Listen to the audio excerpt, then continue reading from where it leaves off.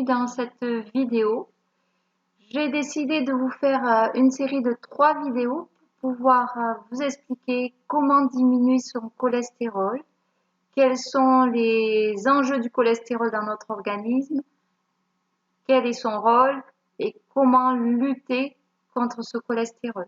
Donc dans cette première vidéo, on va analyser l'utilité du cholestérol dans notre organisme. En fait, pour lutter contre un ennemi, il faut comprendre à quoi nous nous attaquons. L'ennemi, en l'occurrence, c'est le cholestérol. Mais si on ne comprend pas ce que c'est, comment voulez-vous qu'on puisse s'en débarrasser? Donc, dans cette première vidéo, je vais vous expliquer ses fonctions dans le corps. Le bon et le mauvais cholestérol, qu'est-ce que c'est? Quelles sont les idées reçues sur ces notions-là? Et on va voir si le cholestérol est vraiment utile ou pas dans notre organisme. Pour commencer, il faut comprendre que le cholestérol est produit naturellement par le corps. Notre corps en fabrique dans différents endroits. Il va en fabriquer au niveau du foie, au niveau de toutes les cellules et de tous les organes, mais aussi au niveau du cerveau. Le cholestérol, c'est un sténol. C'est un sténol non soluble, c'est-à-dire c'est un petit cristaux non soluble. Il va servir à plein de fonctions dans notre organisme. Premièrement, il rentre dans toute la fabrication de toutes les membranes de toutes nos cellules. Donc il est utile à la construction des membranes cellulaires. Il va rentrer dans la fabrication d'hormones, les hormones corticostéroïdiennes, c'est-à-dire les hormones qui sont produites par les surrénales, telles que les hormones sexuelles, l'oestrogène, la progestérone, la testostérone, mais aussi il va être utile dans la fabrication de cortisol ou dans la fabrication d'aldostérone. Il rentre en jeu aussi dans la production de myéline et de substances blanches. La substance blanche et la myéline sont une substance graisseuse qu'on va retrouver au niveau des nerfs et au niveau du cerveau. Et c'est ces substances-là qui permettent la propagation des influx nerveux. Le cholestérol rentre dans la fabrication des sels biliaires. Donc, il va aider à la digestion, notamment la digestion de nos graisses. Il est aussi un précurseur de la vitamine D. Sans cholestérol, moins de vitamine D. Et il a un autre dernier rôle, un rôle de pansement au niveau de nos vaisseaux sanguins. Et on va bien comprendre que c'est ce rôle-là qui pose problème et c'est pour ça qu'on lutte contre le cholestérol. Pour comprendre le rôle de pansement du cholestérol, on va d'abord comprendre qu'est-ce que c'est le bon et le mauvais cholestérol. Pourquoi on parle de bon et de mauvais cholestérol? Quand vous faites vos analyses sanguines, vous allez trouver 2 sortes de cholestérol, le LDL et le HDL. Il faut savoir que ce ne sont pas du cholestérol en eux-mêmes, mais ce sont des lipoprotéines. Le cholestérol est un cristaux insoluble qui ne peut pas se circuler dans le sang tout seul. Il a besoin de transporteurs. Et ces transporteurs, c'est des lipoprotéines. Les HDL, les High Density Lipoproteins, vont transporter le cholestérol du sang, des cellules, vers le foie. Ce HDL transporte le cholestérol qui doit être recyclé, le cholestérol qui n'est pas utilisé dans l'organisme.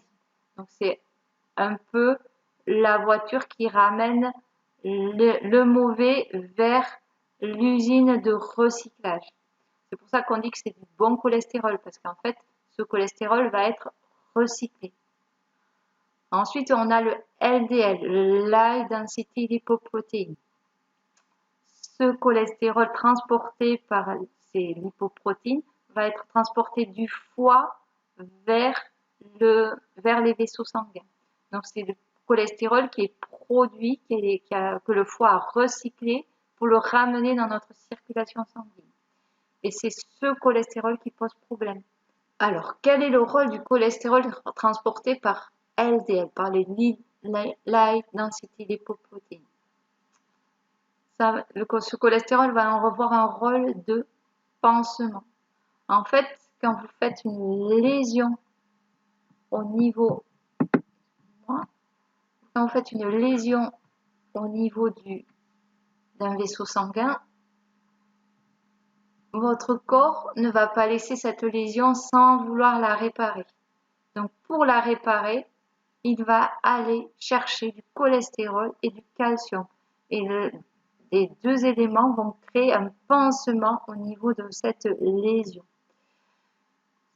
Le souci, c'est que souvent, ce qui peut arriver, c'est que ce pansement va s'épaissir et va entraîner une diminution de la circulation sanguine, avec un risque de boucher nos artères.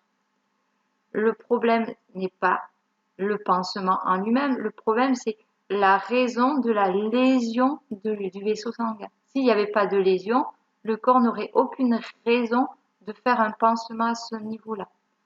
En fait, ce cholestérol-là a un rôle anti-inflammatoire puisqu'il répare nos vaisseaux. On peut en conclure donc que le cholestérol est très utile dans le corps.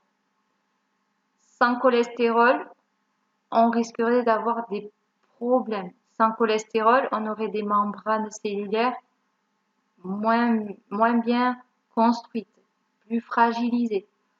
Sans cholestérol, on n'aurait plus d'hormones sexuelles ou beaucoup moins d'hormones sexuelles. Donc, on aurait des problèmes de libido, on pourrait avoir des problèmes de reproduction. Sans cholestérol, on n'aurait plus d'aldostérone. Et l'aldostérone sert à la fonction des reins. Donc, on aurait des reins qui fonctionneraient moins bien. On n'aurait plus de cortisol. Le cortisol est une hormone qui est fabriquée lorsque l'on stresse. Elle permet de désinflammer. C'est une hormone qui permet de désinflammer. Si on n'a plus de cholestérol, notre fabrication de myéline, de substance blanche, serait altérée. Donc, on aurait des fonctions cognitives et des fonctions nerveuses qui seraient moins bonnes, qui seraient déficientes. On pourrait moins bien digérer puisqu'on aurait moins de sels biliaires. Si on a moins de cholestérol, on aura moins de vitamine D. Si on a moins de cholestérol, on ne pourra pas réparer les lésions au niveau de nos vaisseaux sanguins. Il ne faut pas voir le cholestérol comme la vilain petit canard, mais il faut le voir comme un indicateur de l'inflammation, notamment des vaisseaux sanguins, mais de l'inflammation généralisée du corps. En fait. Et c'est de là que vient sa mauvaise réputation, c'est de ce rôle de réparateur que vient cette mauvaise réputation. Donc je pense moi que le problème n'est pas le cholestérol, mais l'inflammation. Lorsqu'on a un terrain inflammé, notre corps va créer un pic de cholestérol pour venir réparer. Qu'est-ce que crée l'inflammation dans notre organisme? L'inflammation crée de la déshydratation, de la déminéralisation des tissus. Donc, elle va fragiliser nos cellules, elle va fragiliser nos tissus. Donc, on risque d'avoir des lésions plus importantes au niveau de nos tissus et notamment au niveau des tissus sanguins.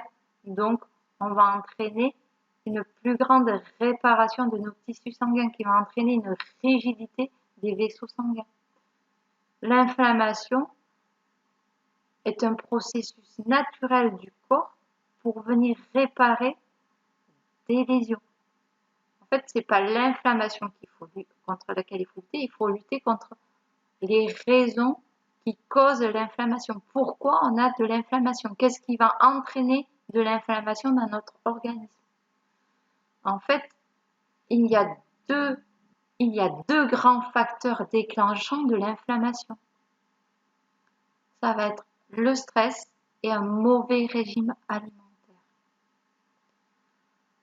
Le mauvais régime alimentaire, le régime qui amène trop de sucre, pas assez d'oméga 3, pas assez de vitamine C, pas assez de minéraux, pas assez d'oligo-éléments, pas assez de vitamines, va engendrer que notre corps, il a besoin de tous ces éléments pour bien fonctionner. Et s'il les a pas, il va devoir aller les puiser dans ses réserves. Et ces réserves, c'est tout ce qui est os, vaisseau sanguin, tissu.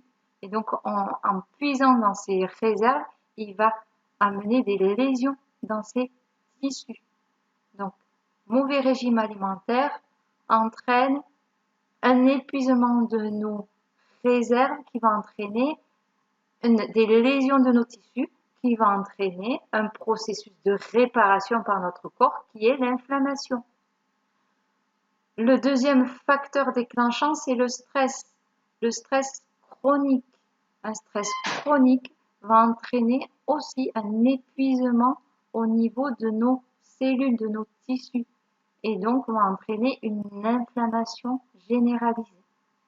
En conclusion, ce qu'il faut retenir, c'est que le cholestérol est utile au bon fonctionnement de l'organisme,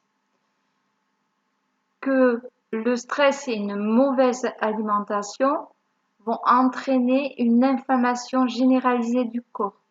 Cette inflammation généralisée du corps est due à un épuisement de nos réserves. Et le corps, pour réparer cet épuisement, va créer une inflammation qui va entraîner une augmentation de production de cholestérol. Le cholestérol est juste un indicateur de votre état inflammatoire. C'est ça qu'il faut comprendre. Si vous avez du cholestérol, c'est ça veut dire que vous avez un terrain inflammatoire et qu'il va falloir s'attaquer à l'inflammation et non au cholestérol. Je vous souhaite bonne fin de journée. Je vous dis à la prochaine. Bye bye.